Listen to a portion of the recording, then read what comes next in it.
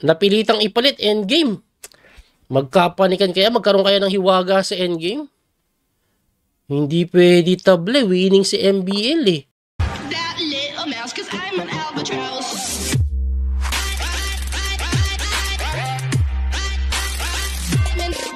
After round 16 ng Blitz event, tie for second na si Wesley. Si Pabi champion na. Eto, kalaban niya si Ivan Sarik.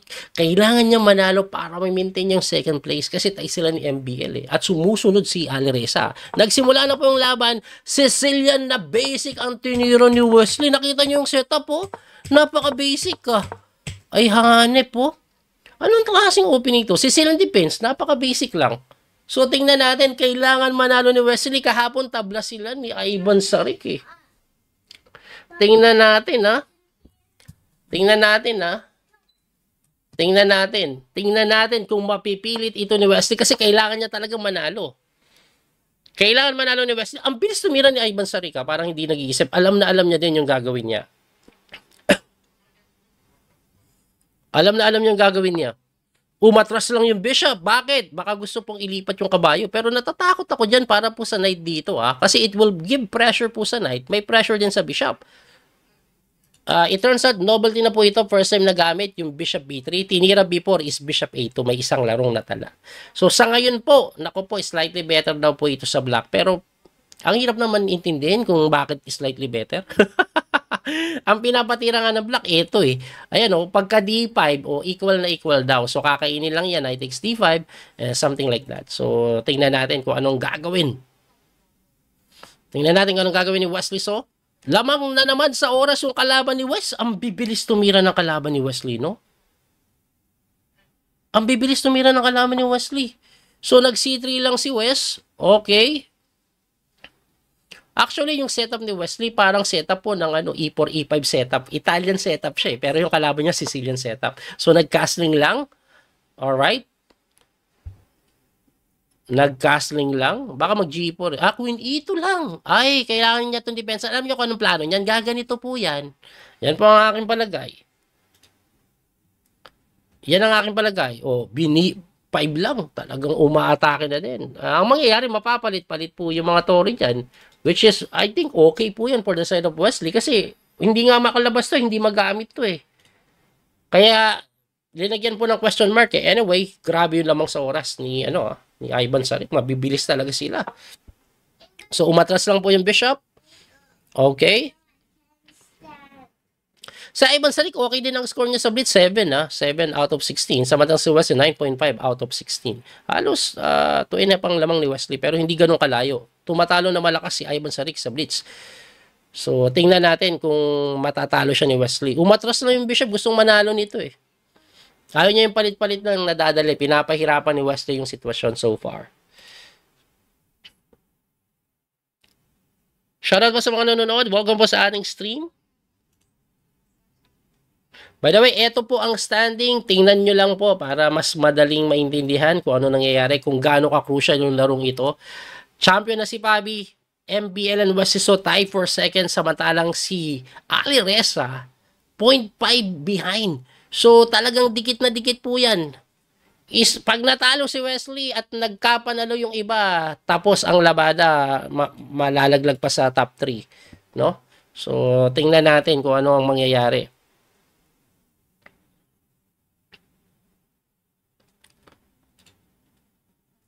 Hindi makatira si Ivan Sarik. Medyo dumikit na yung oras. Lumamang pa nga ng konti si Wesley. Looking good po ito for the side of Wesley. Kasi alam niyo naman ang Blitz, sa oras nagkakatalo-talo usually. Shoutout po sa mga viewers.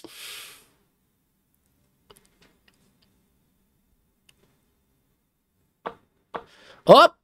Agresibo si... Uy! Talagang umaatake si Wesley. Mabilis tumira na si Wesley. Ang bilis pinawalan yung mga tira na yan, ha? He wants to get rid of that light square bishop.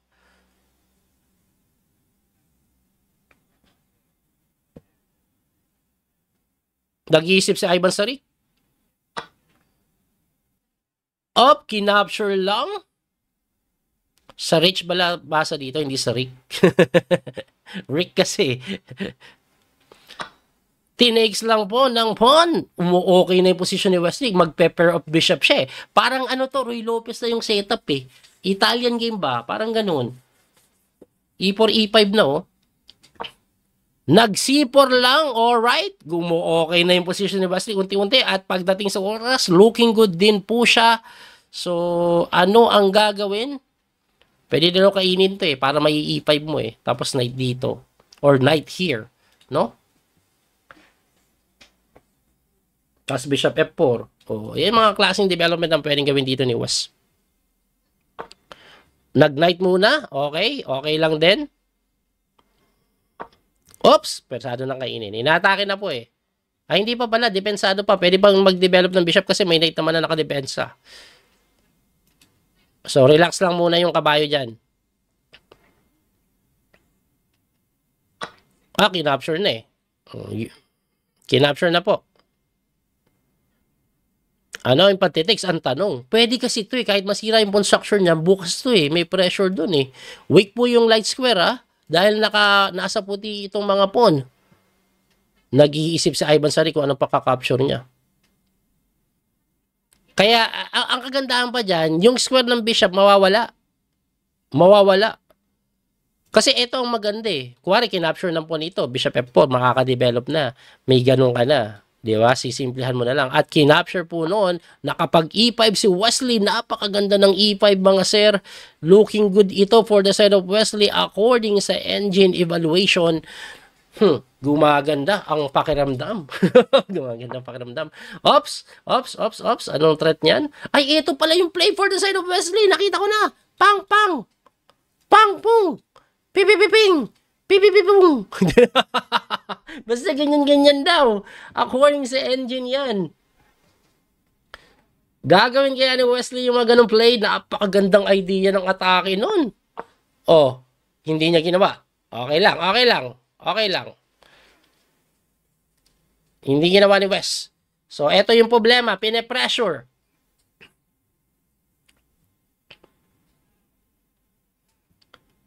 Anong gagawin? Well, according sa engine, ito daw ang itira If you capture, pwede din to. Depensa dun, para hindi makain. Ang problema dito, dapat nandito kasi yung bishop. Dahil dyan, may suporta dito, makakapasok yung kabayo. Ayan, napipilita kang bantayan, mapapalit-palit. Even, not just that, may rook d5 pa daw. Mapapalit-palit. Pero yung atake nandyan pa rin later on Ang problema lang kasi nawawala yung mga tore. Laksaan ako may tore dito Hindi ka naman pwedeng gumalaw kasi makakatalon yung kabayo niya. So, tingnan natin kung anong gagawin dito. Mapa-time pressure na naman ata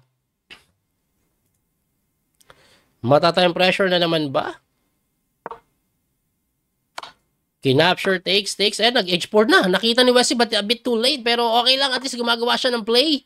Ayan ang problema, Yan yung problema. Kasi pagpunta ka dito, may ganun Knight attack. So, pag kinapture mo naman, magkakapaas pawn. Not just that, mawawala yung bishop mo na malakas. So, mukhang mapipilitan si Wesley kainin yan. Kinapture na nga at lalapit yung king. The bishop ang ginawa. Inatake po ito. Napilitang ipalit. Endgame. Magkapanikan kaya? Magkaroon kaya ng hiwaga sa endgame? Hindi pwede table. Winning si MBL Winning din si Ali Reza according sa engine dito.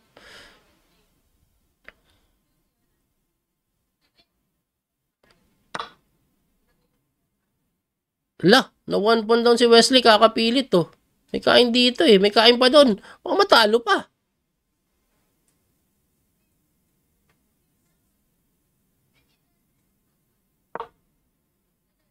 Wow Pinipilit talaga ni Wes. Binibigay niya na lahat para bumagsak lang magkaroon ng pass pawn. I like what he's doing here. English yun. Gusto ko yung ginagawa niya. Promise. Gusto ko yung ginagawa ni Wesley So, napilit. Magkakaroon ng pass pawn sa queen side Gusto ko yan.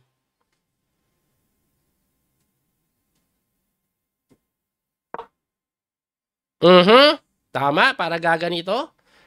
Binibigay na ni Wesley yung mga pawn.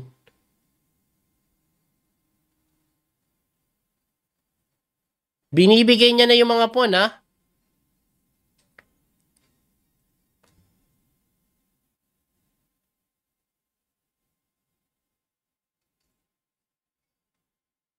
Very interesting yung laban na to, ha? Teka lang, ha? Panic time, panic time. Actually, tagilid daw si Wesley. Pero panic time na naman. Panic time na naman.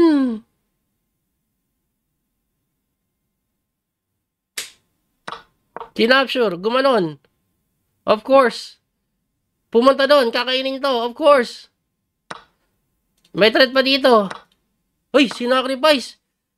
Ha? Nagpa one piece down. Teka lang. Teka lang, ha? Teka lang, may pilit to, guys. May pilit to. May pilit to. May pilit to, may pilit to. Teka lang, ha? Kinabahan. Nag-sacrifice na lang. Wag lang mapalit lahat ng pawn. Pag napalit yung lahat ng pawn, baka matable. Ha? May pilit to, may pilit to. May pilit to. May pilit to, ha? Wag, actually, mahirap siyang pilitin. Pero, may chance to, may chance. Ayan. Wag lang mapalit yung pawn. Lalapit yung king ni Wesley dahan-dahan. Ang problema niya po kasi hindi po ito makagalaw eh. Dahil babagsak dun eh. So, lalapitan niya ni Wesley eventually. Ayan, lapit. Okay, lapit. Lapit lang.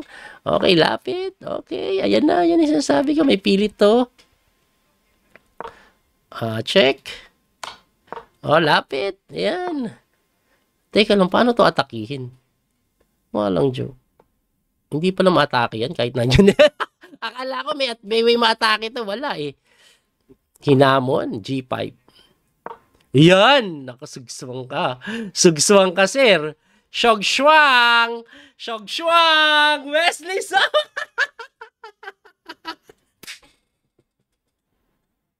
May waga talaga. Time attack na naman, mga sir. Pero this time, pinilit voice niya. Grabe. Very good ka, Wesley. Napanalo ni Wesley So. Ayos. Ayos, Wesley So. Tingnan lang po natin kung anong nangyari sa laro. Analyst lang natin to. Grabe. Napilit pa yun. Hanip na yan, no?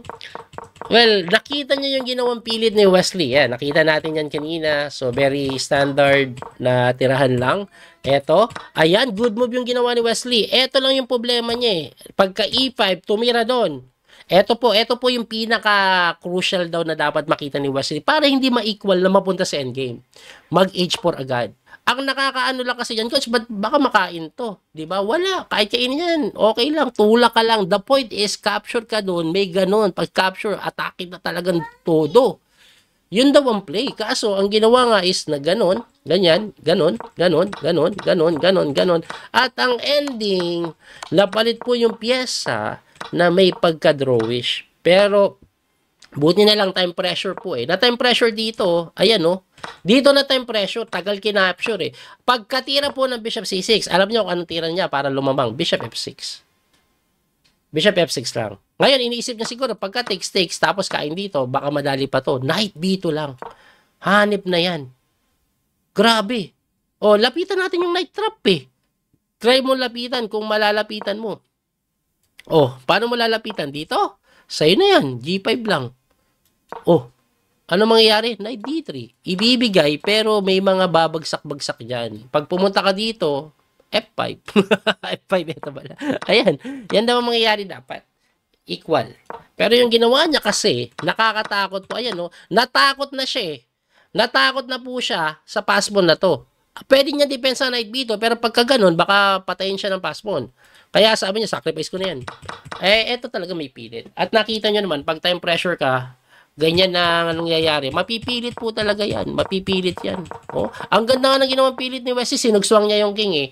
Magtataka hindi siya nagtutulak eh. Babagsak to eh. So, pagka ganon, gumanon, persado ka ngayon doon, mali. Persado Bishop F6. Kasi may ganon, kaso gaganon. Kaso pumunta doon. Tapos ang laban pagka G5. Sugswang po. Pag nag-move yung king, kain to. Yun Bishop Trap. Pag nag-F6 ka, kain to. So, ayan. Madali na po ito ipanalo. So, King H7 ka man, siguro kahit King F7. So, mapipilitan ka na, kainin mo na to. Wala na, tapos na po labanan dyan. No, tapos na labanan dyan. Kahit ano na, marami ng tira dyan. Kahit ata F3, punta ka dito. Bishop E6, punta ka dito. King move, punta ka dito. Capture. Pag tinulak mo, lagi kakainin. Panalo. Grabe. At dahil sa panalo ni Wesley So na yan, so eto po ang standing. After po ng round na yon, kalaban ni Wesley last round, si Nepo, tingnan nyo muna yung standing. Champion na si Fabi of course, pero MBL Wesley dikit together with Aleresa. Eto po pag natalo si MBL Wesley, nanalo si Aleresa. Aleresa ang second place. Grabe, ang ganda na labanan sa second place Grabe to Eto, last round na. Last round na. Wala na. Tapusin na natin to. Let's go. That little mouse, 'cause I'm an albatross.